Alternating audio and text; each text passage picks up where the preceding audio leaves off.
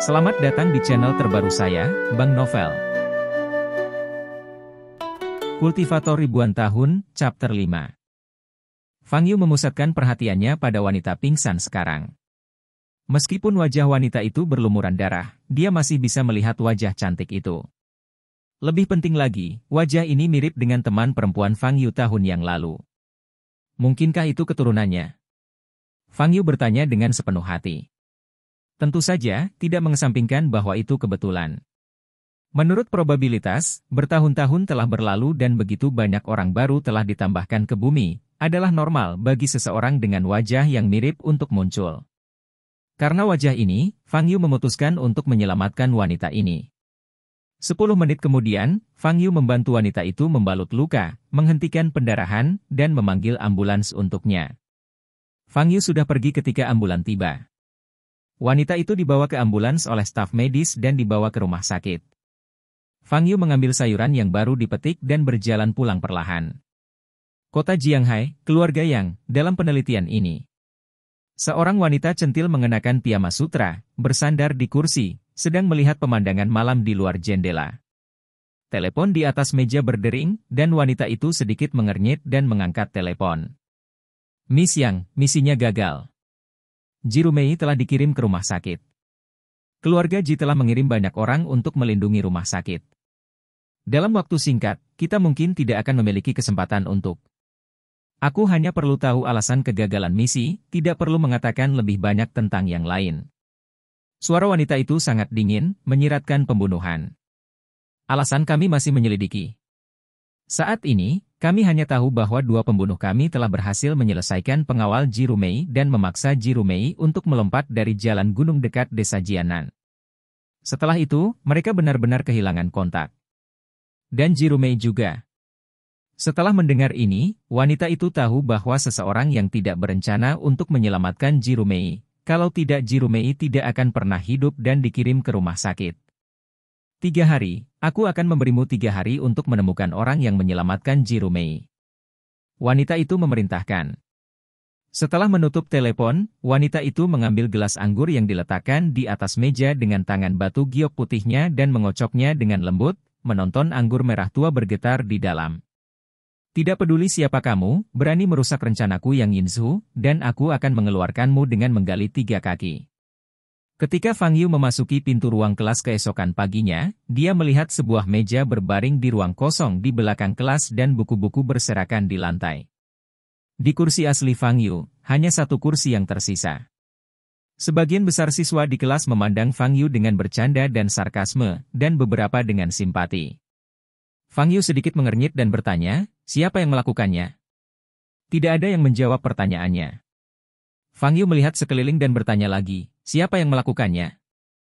Oh, kamu sangat menyedihkan. Katakan, Hidonglin dan gengnya melakukannya. Pada saat ini, seorang gadis cantik berkata dengan tidak sabar. Gadis ini bernama Jiang Yu.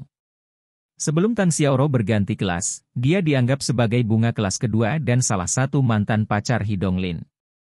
Oh, dia yang melakukannya. Fang Yu mengangguk, memandang ke kursi Hidonglin, dan mendapati bahwa dia belum datang.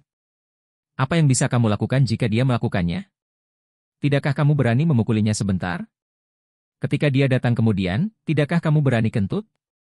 Apa yang kamu pura-pura di sini pagi-pagi? Jiang Yu berkata dengan getir. Fang Yu memandang Jiang Yu dengan ringan. Di sekolah menengah Jianghai selama lebih dari 2 tahun, ia hampir tidak memiliki rasa kehadiran di kelas, apalagi menyinggung siapapun. Tapi nada yang Jiang Yu berbicara dengannya tidak bisa dijelaskan menjijikkan. Aku tidak menyinggungmu. Mengapa kamu mengatakan itu padaku? Fang Yu bertanya. Hehe, aku hanya melihatmu kesal, bagaimana dengan itu? Aku hanya ingin memarahimu, lalu bagaimana? Jiang Yu mengangkat kepalanya dan berkata dengan sikap tinggi. Sejak Tang Xiaoro dipindahkan ke kelas 2 kemarin, Jiang Yu berada dalam suasana hati yang buruk. Awalnya, dia dianggap sebagai bintang di kelas, tetapi sekarang topik yang dibahas oleh anak laki-laki dan perempuan di kelas berpusat pada Tang Xiaoro. Sebagai tablemate Tang Xiaoro, Fang Yu secara alami membuat Jiang Yu sangat tidak senang. Selain itu, Fang Yu tidak memiliki status di kelas, hanya kesemek yang lembut, jadi itu tepat untuk melampiaskan amarahnya. Fang Yu secara alami tidak akan memiliki pengetahuan yang sama dengan Jiang Yu, dan berjalan ke kursinya. Kodok ingin makan daging angsa? Dia pantas dididik oleh Hidonglin. Jiang Yu berkata dengan keras di belakang Fang Yu. Fang Yu kembali ke tempat duduknya, duduk di kursi, dan pindah kembali ke meja tanpa pergi ke belakang kelas. Murid-murid di sebelahnya mengejek atau penasaran. Apa yang sedang dilakukan Fang Yu? Tunggu seseorang memindahkannya kembali ke meja? Atau apakah Anda memberikan laporan singkat setelah guru kelas datang? Setelah beberapa saat, Fatih Liu juga datang ke ruang kelas, melihat adegan ini, dan segera mengerti apa yang terjadi. Fang Yu, aku akan membantumu memindahkan meja, kata Fatih Liu. Tidak, ketika Hidonglin datang, aku akan membiarkan dia pindah kembali, kata Fang Yu. Wajah Fatih Liu sedikit berubah, dan dia berkata, Fang Yu, mari kita menanggungnya. Hidonglin, kita tidak mampu membelinya. Beberapa anak lelaki di sekitar tidak bisa menahan tawa dan berkata, saya ingin Hidonglin pindah kembali untuk Anda. Fang Yu, saya pikir Anda hanya introvert dan tidak suka berbicara.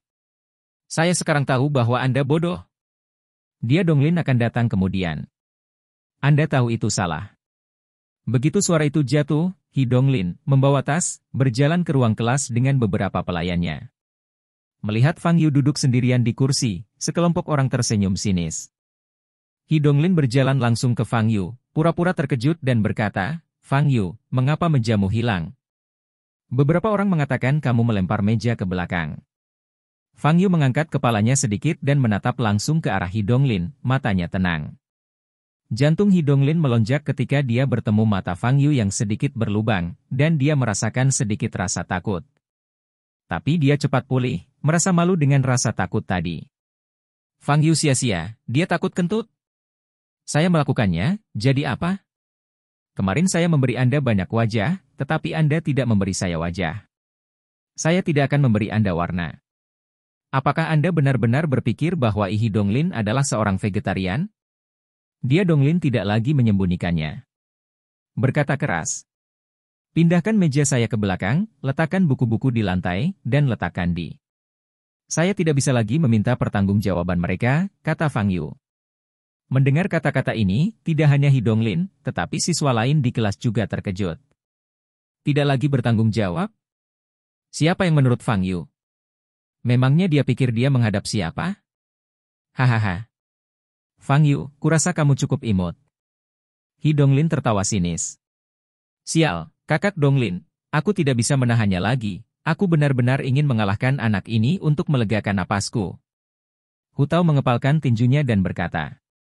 Pada saat yang sama, beberapa pengikut Hidonglin mengelilingi Fang Yu. Melihat adegan ini, sebagian besar siswa di kelas tampak bercanda, terutama Jiang Yu, yang ingin melihat Fang Yu dipukuli hingga menangis. Fatih Liu, berkeringat di dahinya, bergegas keluar dari ruang kelas dan berlari ke kantor. Dia harus cepat menemukan guru kelas, kalau tidak Fang Yu akan menderita kerugian besar. Apa yang baru saja kau katakan, apa kau mengatakannya lagi? Hidonglin berkata dengan tangan akimbo, memandangi Fang Yu dengan merendahkan. Aku akan memintamu untuk memindahkan mejaku kembali ke posisi semula dan meletakkan buku-buku di tanah. Kata Fang Yu. Aku akan bercinta denganmu. Sebelum Fang Yu selesai berbicara, ekspresi Hidonglin tiba-tiba berubah suram, dan pada saat yang sama mengulurkan telapak tangan kanannya dan menampar wajah Fang Yu. Tapi detik berikutnya, Fang Yu memegang tangannya dengan erat, tidak bisa bergerak. Berani melawan?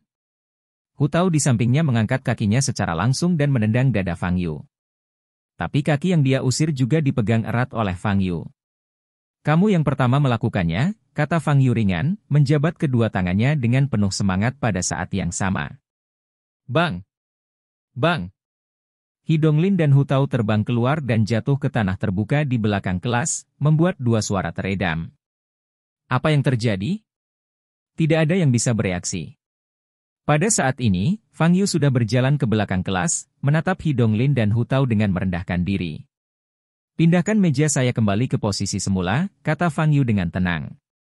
Kapan Hidonglin menderita kerugian seperti itu? Membaca www.ukanshu.com memucat dengan amarah saat ini, dan berkata dengan marah, Fang Yu, ibuku, berani melakukan sesuatu pada Laozi? Aku ingin kau menyesal, ah. Fang Yu menginjak tangan kanan He Donglin dan mengerahkan sedikit kekuatan. He Donglin hanya merasakan sakit di tangan kanannya dan meratap. Pindahkan meja saya kembali ke posisi semula, kata Fang Yu lagi. Aku peduli dengan ibumu, aku peduli dengan ibumu, Fang Yu, tunggu aku. Ah. He Donglin berguling kesakitan. Ayah. Suara tulang patah yang mengerikan terdengar di ruang kelas yang sunyi.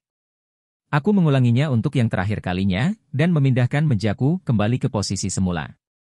Kata Fang Yu, masih tanpa ekspresi.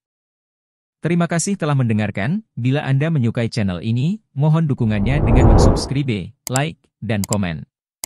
Ditunggu ya.